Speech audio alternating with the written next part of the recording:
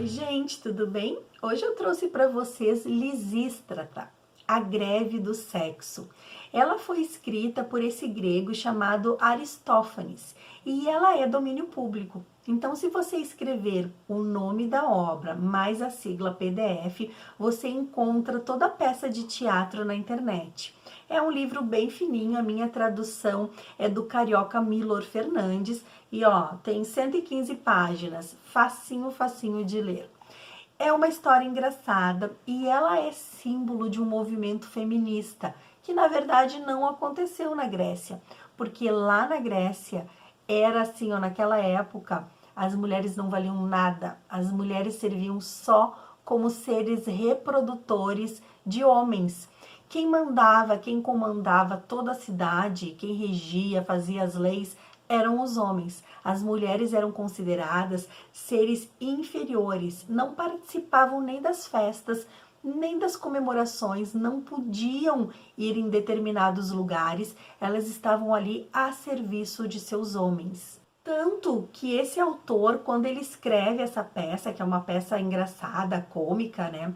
Vocês já imaginam a greve dos sexos, ou seja, as mulheres todas vão se recusar a fazer sexo com seus maridos. Para encenar essa peça, o autor precisava ali de várias mulheres, só que as mulheres eram proibidas tanto de assistir quanto de participar, elas não poderiam atuar em nenhuma dessas peças.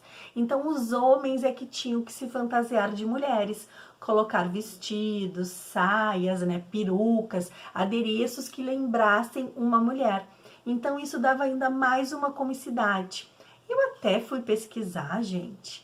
Vocês acreditam que a primeira mulher que pisou num palco foi no ano de 1660? Eu até anotei aqui o nome da atriz. Se chamava Margaret Hughes e ela fez a personagem Desdémona da peça Otelo, que a gente já conversou. Tem card aqui embaixo, vou deixar aqui escrito o link. Se você perdeu o Otelo, depois volta lá para assistir e conhecer essa personagem Desdémona, que ela é assassinada exatamente pelo seu marido.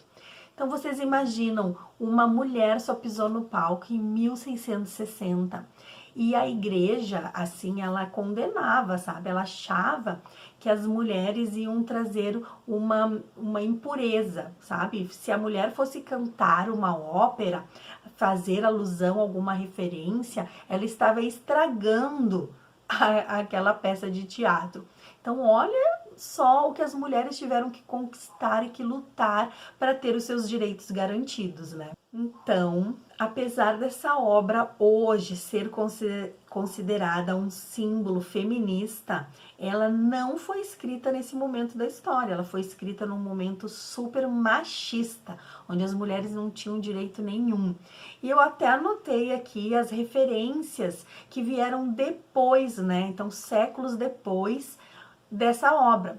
Então, ela inspirou inclusive Chico Buarque a escrever a música As Mulheres de Atenas.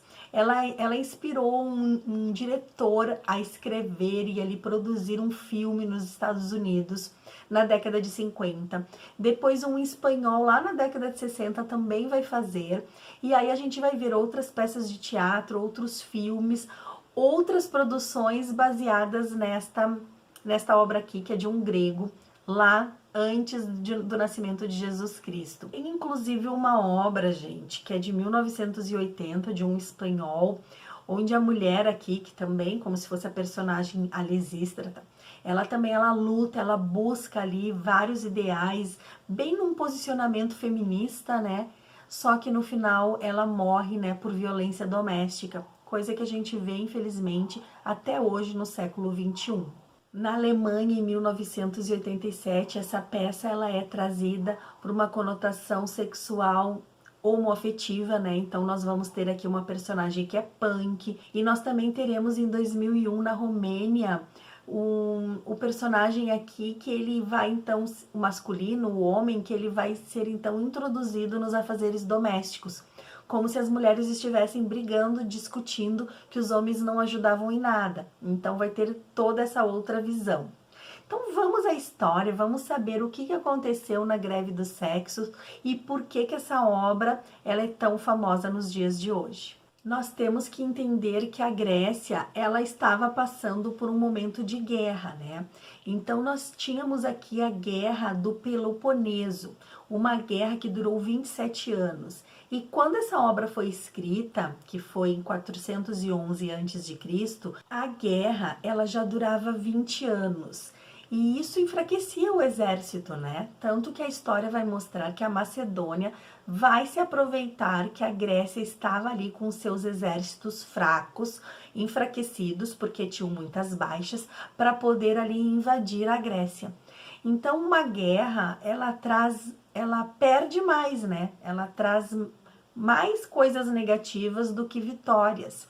E o autor quis mostrar isso através de uma revolução, de uma greve de sexo das mulheres. As mulheres já estavam cansadas de não terem os seus homens. Há 20 anos eles estavam ali na guerra, lutando, em combate, e elas estavam sozinhas, tendo que cuidar da casa, dos filhos, de fazer tudo. Elas queriam os homens com elas.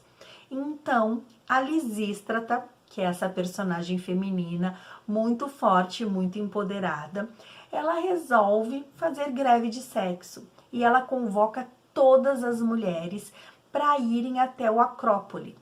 E ela chama todas as mulheres vão e elas combinam. E ela chama também representantes de Esparta, né? Porque a Lisístrata é de Atenas. E ela chama as mulheres do outro lado, porque não adianta só elas fazerem a greve, tem que ser os dois polos, né? Atenas contra Esparta. Então ela chama e vai para lá uma representante de Esparta para saber o que afinal a Lisístrata quer. E aí então ela diz qual é a teoria dela, que quando os homens chegarem, que as mulheres provoquem, instiguem, mas não se deitem com eles. No início, as mulheres de Atenas ficam assim, né? Pensando, gente, como que eu vou fazer isso? Porque afinal de contas as mulheres eram subalternas, né? Elas não eram nada, elas não eram ninguém. Mas a Lampito, que era a representante lá de Esparta, ela diz, eu concordo. Eu vou levar essa ideia lá para a mulherada do outro lado e vamos ver no que vai dar.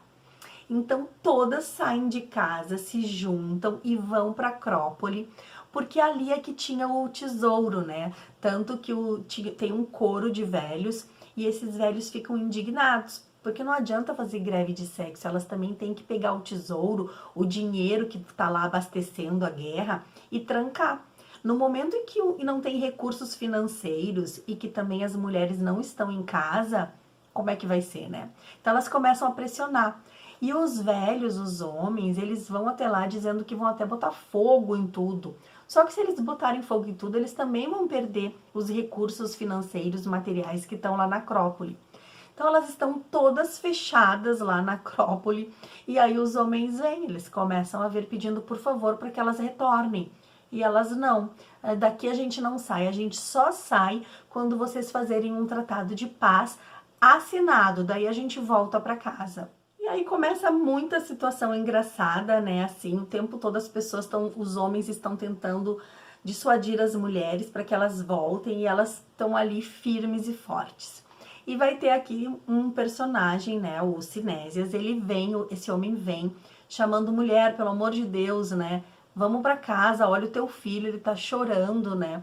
E aí a Lisístrata diz para a esposa do Cinésias, né, que se chama Mirrina, que ela pode descer então e conversar com ele, mas que ela não se deite com ele. E daí elas combinam e a Mirrina vai. E daí o Cinésias diz, eu tô com saudade, meu amor, por favor, vamos para casa, eu tô necessitado, né?